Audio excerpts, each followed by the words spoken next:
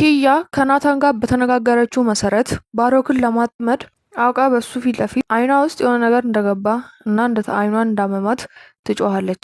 ባሮክም ተነስቶ ምን ነካሽ ምን ሆነሽ ነው ብሎ ህመሟን ሊጠይቃት ፈለገ።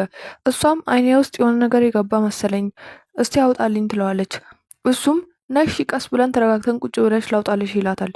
እሷም አረ በእናትህ ቶሎ በል በጣም እያቃጠለኝ እኮ ነው ትለዋለች። እሱም ቆያ ካልተረጋጋሽ እንዴት ይሆናል? ቆያ አንዴ ዝም ብለሽ ተረጋግተሽ አንዴ ላውጣልሽ ይላታል። ከዛም እሷ አይኗን ከፍታ ልትያየ ነገር ግን ምንም ነገር የለብሽም እኮ አይንሽ ውስጥ ይላታል። ኪያም ቆይ እስቲ እኔ ራሴ አሸት አድርጌ ላውጣው ትለዋለች። ከዛም እሷ አይኗን ካሸች በኋላ አሁን የተሻለኝ ይመስለኛል ትለዋለች። ከዛም ባሮክ ግራ ገብቶት ቁጭ ብሎ እያለ እጇን ዘርግታ ኪያ እባላለሁ ትለዋለች። ባሮክም ግራ በመጋባትና በመሰላቸት ባሮክ እባላለሁ ይላታል። እሷም ለግቢው አዲስ ትመስለኛለህ ትለዋለች። እሱም አልተሳሳትሽም፣ ግምት ላይ ጎበዝ ነሽ ይላታል። እና ለብቻ ለምን ተቀመጥክ ትለዋለች። እሷም ያው አዲስ አይደለው ተማሪ እስከምላመድ እና ግቢውን እስከምለምድ። ኪያም እኔ ኪያ እንኳን ሰው ድመት እንኳን ማላምድ ሰው ነኝ ትለዋለች። ከዛም እሱ ፈገግ ይላል።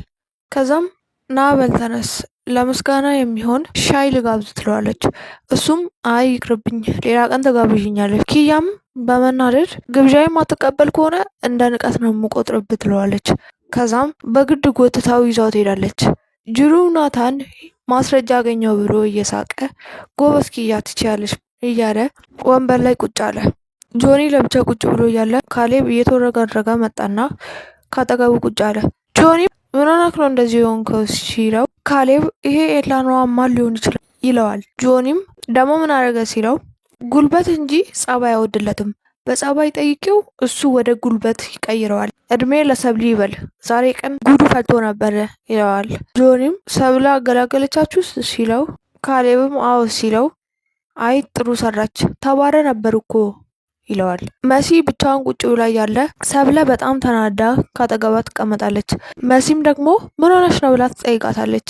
ሰብለ ደግሞ ተጋድሎ ነበር እኮ ትላታለች። መሲም እና ማን ናቸው ደግሞ የሚጋደሉት ብላ ትጠይቃታለች። ኤላና ካሌብ ናቸው። መሲም ደግሞ ለምንድን ነው የተጣሉት? ሰብሊም እኔ አላቅም ሲመስለኝ ግን በዛች ብሩክት የተነሳ ትላታለች። መሲ ደግሞ እነሱ ደግሞ አይደብራቸውም ትንሽ ለሴት ብለው ሲጣሉ ትላታለች። ሰብሊም ለሴት ብለሽማ አታቅዩ ትላታለች። መሲ ደግሞ እሺ ምን ብዬ ላክብደው ስትላት ሰብሊ ቆይ እሺ ለምሳሌ ብሩክቲ ከካሌብ ስር ብትል ምን ታረጊያታለች ስትላት አይነ ስቧና ማጠፋላት ትላታለች መሲ። ሰብሊም ለወንድ ብለሽ ትላታለች። መሲም አሁን እንደዛ ስላልኩኝ በቀል መሆኑ ነው አይደል ትላታለች። ሰብሊም እየሳቀች አየሽ አይደለ እነሱም እንደዚህ ነው የሚሰማቸው ትላለች። ከዛም ቤዛና ሄለን አንድ ላይ ቁጭ ብለው ቤዛ እኔ ግን የዚህ ልጅ ነገር ምኑም እየጣምኝ አይደለም፣ በጣም ነው ግራ እየገባኝ ያለው ትላታለች። ሄለን ደግሞ ቤዛ እሱን ግን የተረዳ ነው እየመሰለኝ አይደለም፣ ምናልባት የሆነ ነገር ውስጥ ገብቶ ይሄን ነገር ለማድረግ ግዴታ ሆኖበት ሊሆን ይችላል ትላታለች። ቤዛ ደግሞ ምን አይነት ነገር ለምሳሌ ምን ውስጥ ገብቶ ሊሆን ይችላል ትላታለች። ሄለን እኔ እሱን አላውቅም ግን ሚስ አንደርስታንድ ያደረግ ነው ይመስለኛል ትላታለች። ቤዛም እንደዛ ብለሽ ሀሳቤ ልታስቀይርኝ እንዳትሞክሪ፣ ትምህርት ቤቱን መቀየሬን መቼም ነው ሺማ አላቆመው ትላታለች። ሄለን ደግሞ አንቺ ጋር ያመረርሽው እንዴ ስትላት ግን እባካችሁ ሰብስክራይብ አድርጉ፣ ጸዴ የሆነ ቪዲዮ ነው የምለቅላችሁ። ሄለንም እኔ እንደሱ አልወጣኝም ትላታለች። ቤዛ ደግሞ ውሳኔን ከተጋፋሽ እንደዛ ማለትሽ ነው ስትላት ቆይ አንቺ ከመቼ ጀምሮ ነው ችግሮችሽን መሸሽ የጀመርሽው ትላታለች። እኔ እየሸሸው አይደለም ስትላት ሄለን ነው እንጂ ትላታለች። አትርሽ እንጂ እኛ እኮ 12ኛ ክፍል ነን፣ ለእኔ ብቻ ሳይሆን ለዛች ለምስኪኗ እናቴ ስል ነው ትላታለች። ሄለንም አውቃለሁ አለቻት። ቤዛ ደግሞ እሱን ለማድረግ ደግሞ ግዴታ አይምሮዬ መረጋጋት አለበት፣ ለዛ ደግሞ የሚሆነው ዋነኛው መፍትሄ ትምህርት ቤት መቀየር ነው ትላታለች። ሄለን ደግሞ እንግዲያውስ ቁርጥሽን ወቂ ትላታለች። ቤዛም ደግሞ ምንድን ነው ትላታለች። እንደዚህ ሁሌ በአጭሩ ከፋፍዬ እንዳቀርብላችሁ የምትፈልጉ ከሆነ ኮመንት ላይ ይቀጥል ብላችሁ ጻፉ።